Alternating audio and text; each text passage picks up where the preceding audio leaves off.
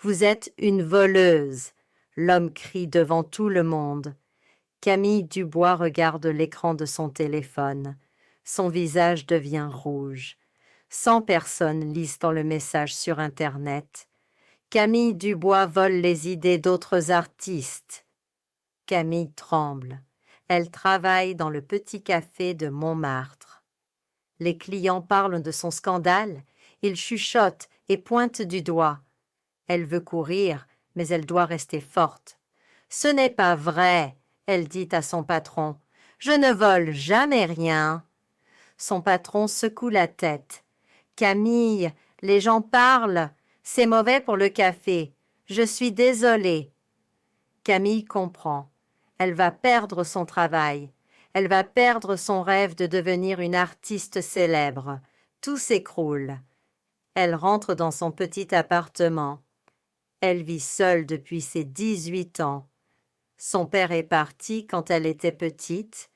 Sa mère habite à Lyon avec sa nouvelle famille. Camille ne demande jamais d'aide à personne. Elle ouvre son ordinateur. Le message dit « Camille Dubois copie les dessins de l'artiste célèbre Michel Bernard. » Elle présente ses dessins aux éditions Gallimard comme son travail original. Camille pleure. Elle travaille sur ce projet pendant 2 ans. Chaque nuit après le café, elle dessine ses bandes dessinées. Elle rêve de voir son livre dans les librairies. Maintenant, tout est fini.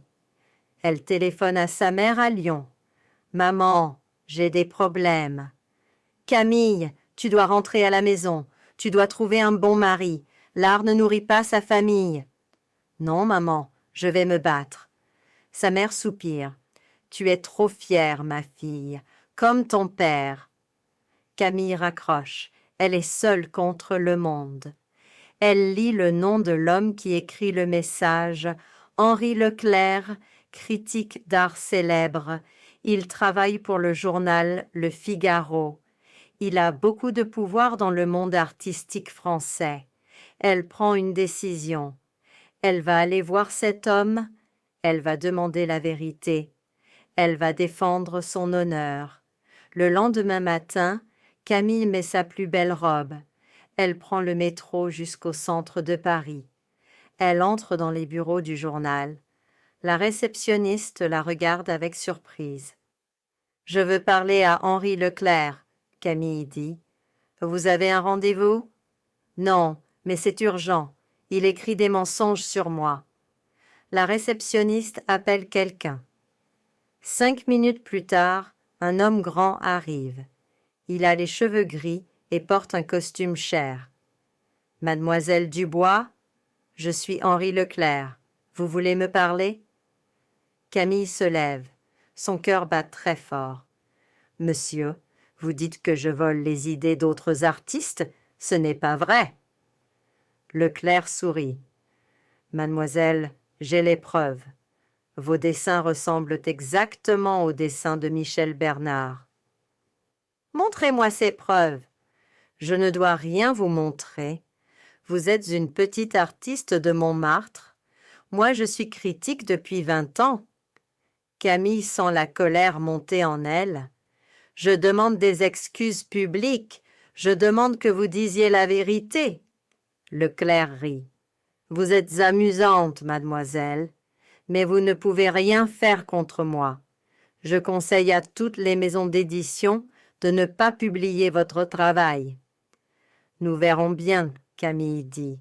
Elle sort du bureau, mais elle ne sait pas quoi faire. Elle a besoin d'aide, mais elle refuse de demander de l'aide. Dans l'ascenseur, elle rencontre un homme en costume noir. Il est grand et semble important. Il la regarde avec curiosité. « Excusez-moi, vous êtes Camille Dubois ?» il demande. Camille est surprise. « Oui, pourquoi ?»« Je m'appelle Julien Moreau. Je dirige Média France. J'entends votre conversation avec Leclerc. » Camille rougit. « Vous écoutez les conversations privées ? Mon bureau est à côté. Je peux vous aider avec ce problème. »« Je ne veux pas d'aide, » Camille dit rapidement. « Je peux me débrouiller seule. » L'ascenseur s'ouvre. Julien sort mais se retourne. Mademoiselle Dubois, Leclerc est un homme dangereux. Vous avez besoin d'aide. Non, merci, Camille dit. Les portes se ferment entre eux, mais dans sa tête, elle pense « Qui est ce Julien Moreau et pourquoi veut-il m'aider ?» 3 jours plus tard, Camille ne trouve pas de travail. Tous les cafés refusent de l'embaucher. Le scandale suit partout. Elle compte son argent. 42 €. Pas assez pour payer le loyer. Son téléphone sonne. C'est sa mère. « Camille, ton oncle Pierre lit les journaux. Toute la famille sait maintenant. Tu nous fais honte. Maman, ce n'est pas ma faute. Rentre à Lyon. Marie-toi avec le fils de nos voisins. Il a un bon travail à l'usine. » Camille raccroche sans répondre. Elle pleure de colère. Elle ne veut pas abandonner son rêve. Elle ne veut pas devenir une femme au foyer comme sa mère. Quelqu'un frappe à sa porte. Elle ouvre.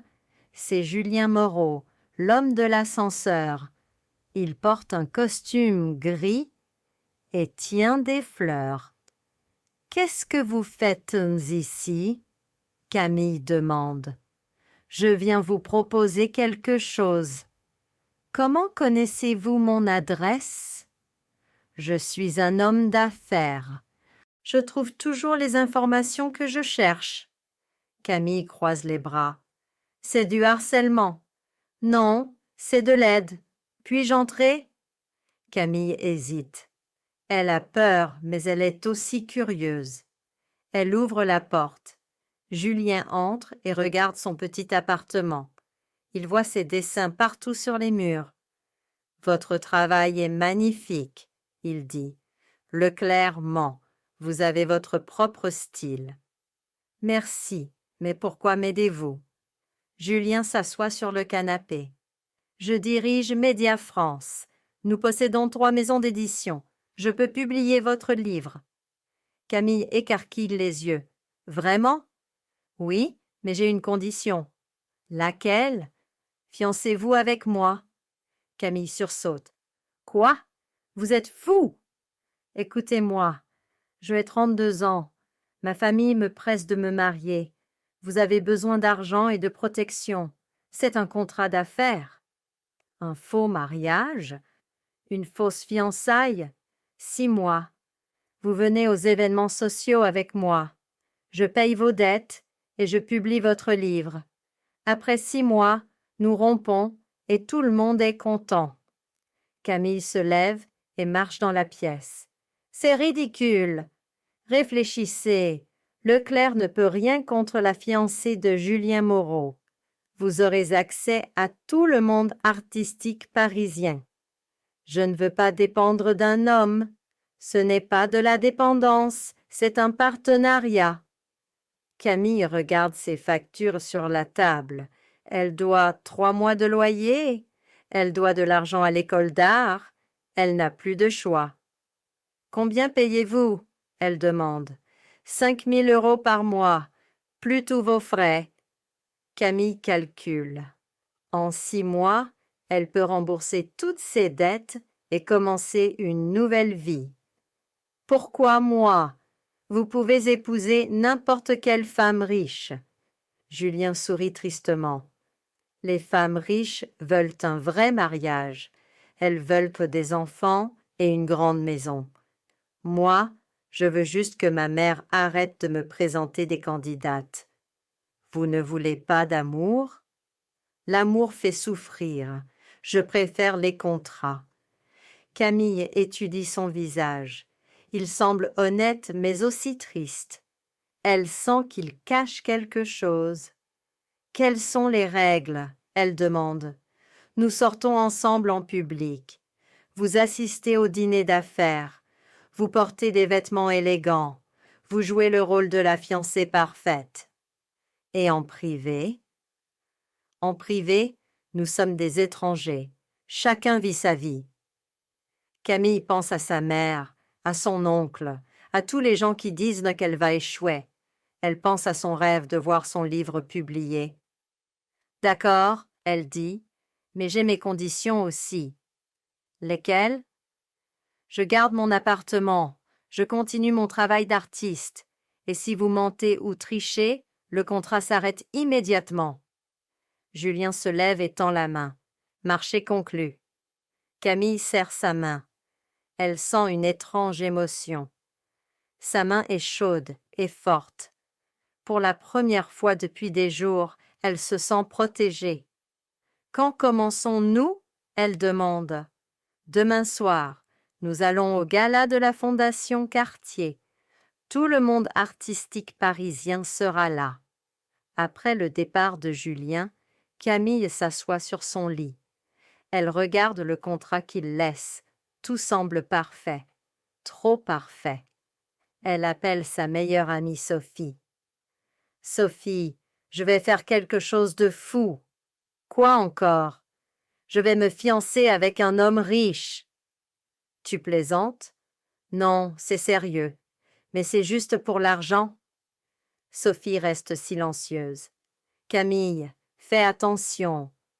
Les hommes riches sont dangereux. Ils prennent ce qu'ils veulent. » Après l'appel, Camille reste éveillée toute la nuit. Elle pense aux yeux tristes de Julien. Pourquoi un homme si riche et si beau refuse-t-il l'amour? Qu'est-ce qu'il cache?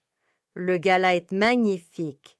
Camille porte une robe noire que Julien achète pour elle.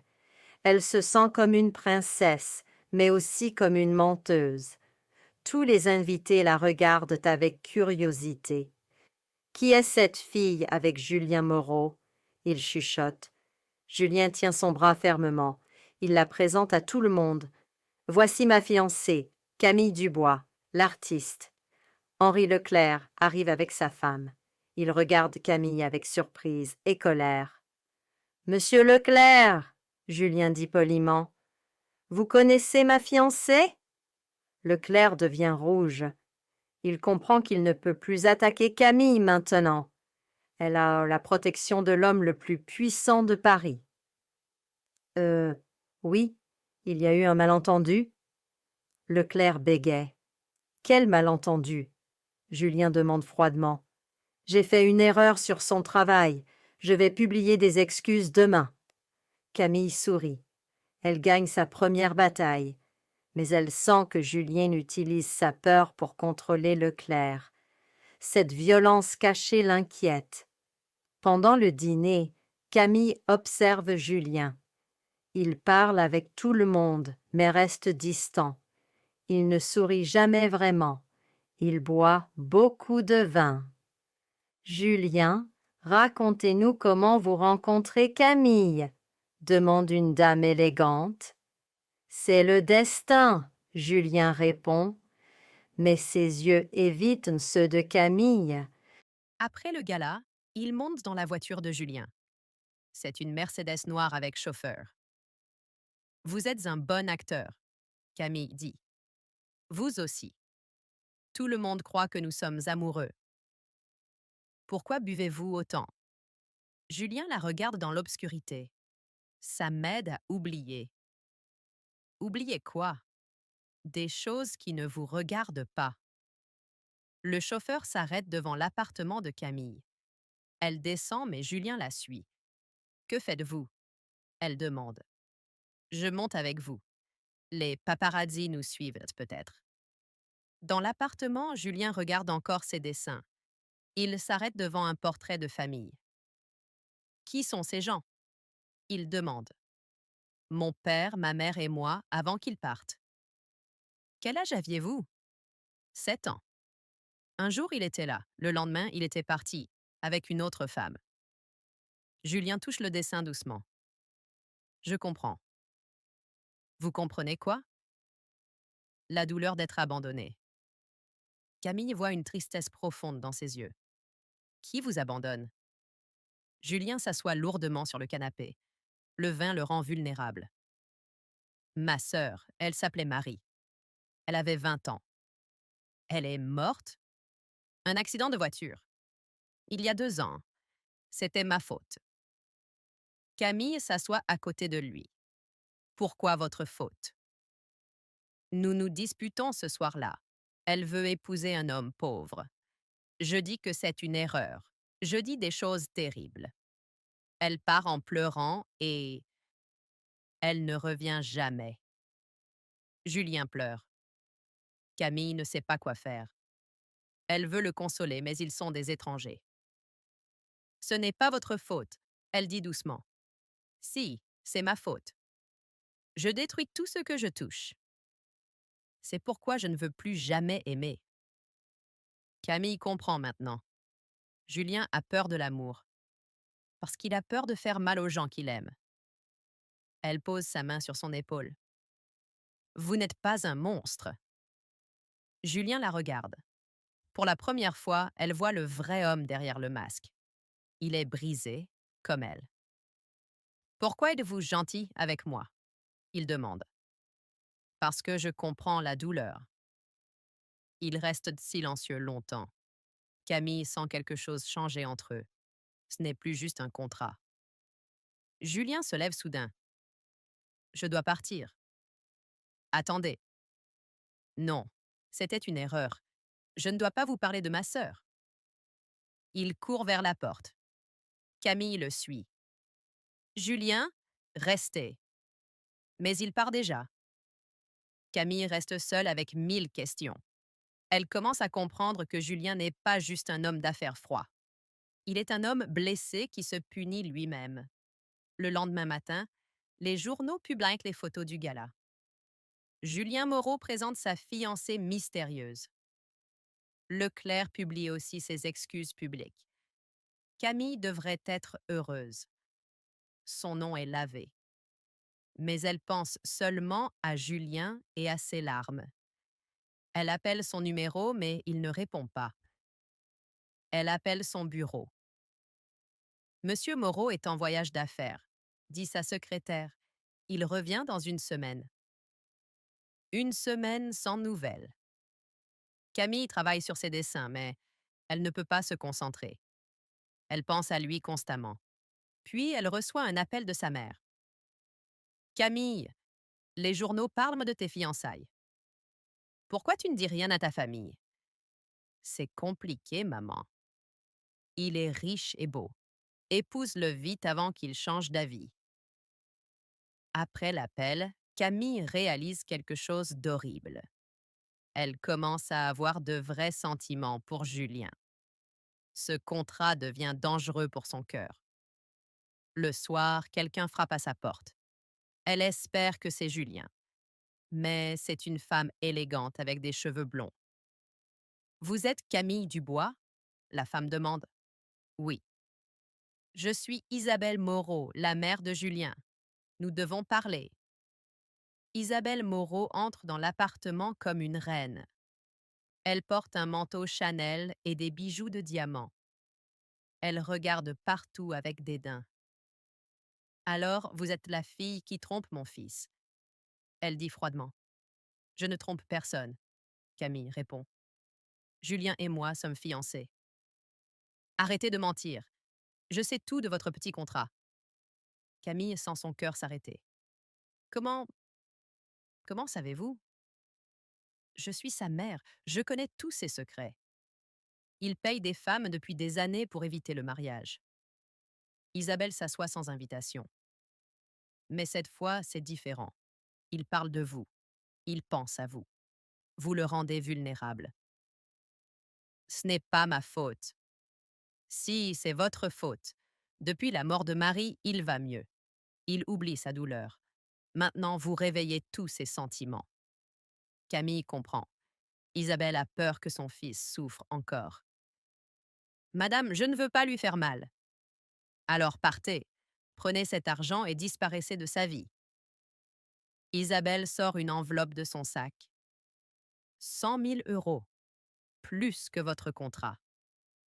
Camille regarde l'argent. C'est plus d'argent qu'elle ne voit jamais.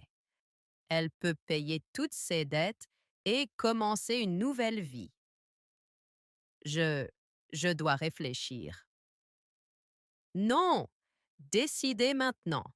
Prenez l'argent ou je détruis votre carrière. Je connais tous les éditeurs de Paris. Camille tremble. Cette femme a le pouvoir de ruiner sa vie. D'accord, elle chuchote. Je pars. Isabelle sourit victorieusement. Sage décision. Écrivez une lettre à Julien. Dites que vous ne l'aimez pas. Dites que vous voulez seulement son argent. Camille écrit la lettre avec des larmes dans les yeux. Chaque mot lui brise le cœur. Mais elle pense que c'est mieux pour Julien. Après le départ d'Isabelle, Camille fait ses valises. Elle va partir à Lyon chez sa mère. Elle va oublier Julien et ses sentiments dangereux. Mais le lendemain, Julien revient de voyage. Il lit la lettre et devient fou de rage. Il court chez Camille, mais elle est déjà partie. Il téléphone à sa mère. Maman, qu'est-ce que tu fais? Je protège mon fils. Tu détruis la seule femme que j'aime. Tu ne l'aimes pas. C'est juste de la culpabilité à cause de Marie. Julien raccroche et conduit jusqu'à Lyon. Il trouve l'adresse de la mère de Camille. C'est une petite maison avec un jardin. Il frappe à la porte. Une femme qui ressemble à Camille ouvre. Vous êtes la maman de Camille. Oui, qui êtes-vous? Julien Moreau, son fiancé. La mère de Camille devient très excitée. Monsieur Moreau, entrez, entrez. Camille est dans sa chambre depuis hier. Elle ne mange pas, elle ne parle pas. Elle est triste? Très triste. Elle pleure tout le temps. Julien monte les escaliers. Il entend Camille pleurer derrière la porte. Il frappe doucement. Camille, c'est moi. Partez, je ne veux pas vous voir. Ouvrez cette porte ou je la casse. Camille ouvre. Ses yeux sont rouges de larmes. Elle porte un vieux pyjama et semble très fragile. Pourquoi écrivez-vous cette lettre? Julien demande. Parce que c'est la vérité. Non, vous mentez. Ma mère vient vous voir, n'est-ce pas? Camille ne peut pas mentir. Oui. Elle vous donne de l'argent? Oui. Julien explose. Je savais. Elle fait la même chose avec toutes mes petites amies. Ce n'est pas important.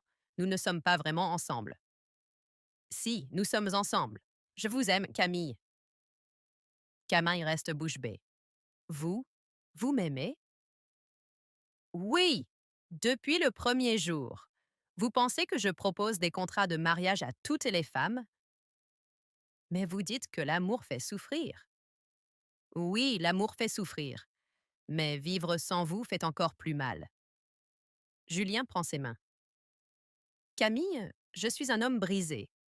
J'ai peur de vous faire mal comme j'ai fait mal à Marie. Mais je ne peux pas vivre sans vous. Camille pleure. Moi aussi, je vous aime. Mais j'ai peur aussi. Mon père part, tous les hommes partent. Je ne partirai jamais. Je vous le promets. Ils s'embrassent Hélène passionnément. Tous leurs mensonges disparaissent. Il n'y a plus de contrat, plus de fausses fiançailles. Il y a seulement l'amour. La mère de Camille frappe à la porte. Camille? Tout va bien? Oui, maman. Tout va très bien. Julien sourit. Épousez-moi, pour de vrai cette fois. Oui! Camille chuchote. Oui, je vous épouse. Mais soudain, le téléphone de Julien sonne. C'est sa secrétaire. Monsieur Moreau, c'est urgent. Henri Leclerc publie un nouvel article. Il dit que vos fiançailles sont fausses. Il a des preuves. Julien lit l'article de Leclerc sur son téléphone. Son visage devient blanc de colère. Qu'est-ce qu'il dit? Camille demande. Il écrit que notre mariage est un mensonge. Il dit qu'il a des photos de ma mère qui vous donne de l'argent. Camille s'assoit sur le lit. C'est fini. Votre réputation est ruinée à cause de moi. Non! Je ne laisse pas cet homme détruire notre bonheur. Julien téléphone à son avocat. Maître Durand, je veux attaquer Henri Leclerc en justice. Immédiatement. Julien, calmez-vous, Camille dit. Oublions tout ça. Vivons simplement notre amour en privé. Non, je veux que le monde entier sache que je vous aime. Je ne cache plus rien. Julien prend une décision folle.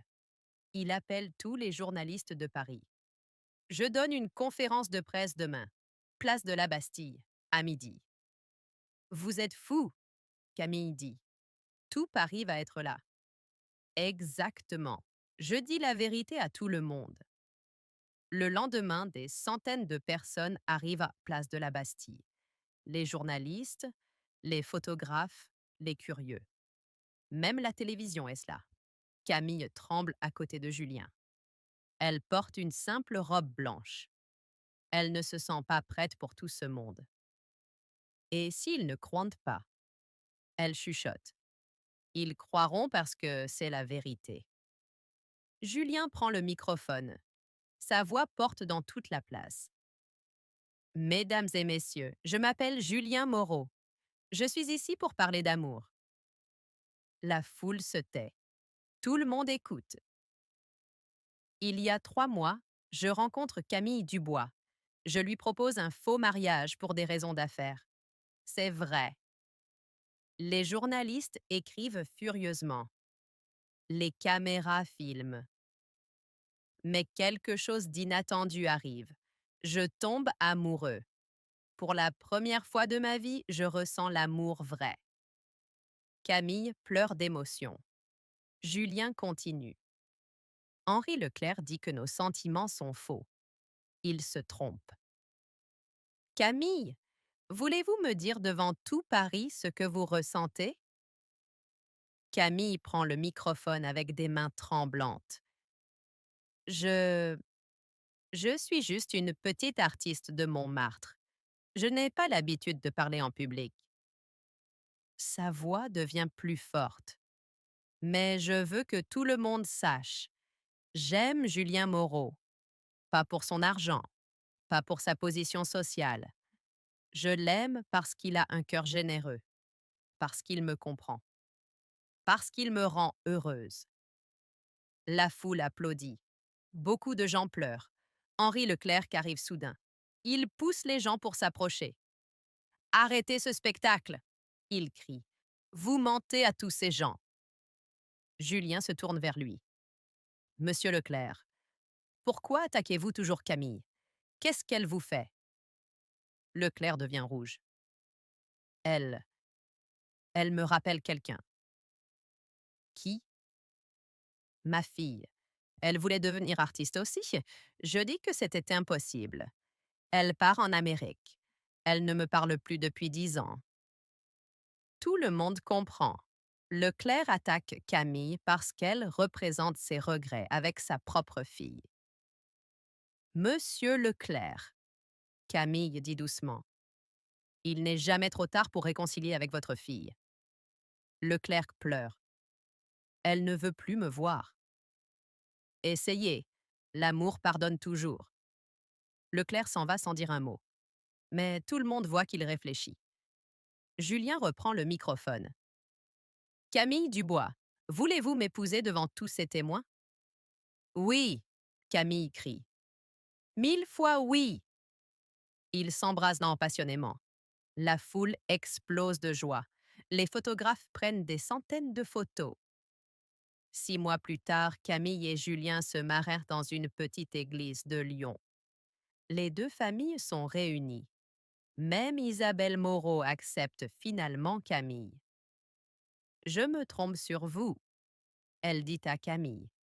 Vous rendez mon fils heureux. C'est tout ce qui compte. Le livre de Camille. L'amour vrai devient un best-seller en France. Elle raconte son histoire d'amour avec Julien. Tous les lecteurs pleurent et rient avec elle. Henri Leclerc écrit un article magnifique sur le livre. À la fin, il ajoute « Merci Camille, pour m'apprendre que l'art vient du cœur. Grâce à vous, je retrouve ma fille en Amérique. » Aujourd'hui, Camille et Julien vivent heureux à Paris. Ils ont une petite galerie d'art à Montmartre. Camille peint et écrit. Julien gère ses affaires mais passe plus de temps avec sa femme. Regrettez-vous notre faux mariage? Camille demande un soir. Non, Julien répond. C'est le mensonge qui nous conduit à la vérité. Quelle vérité? Que l'amour existe et qu'il vaut tous les risques du monde.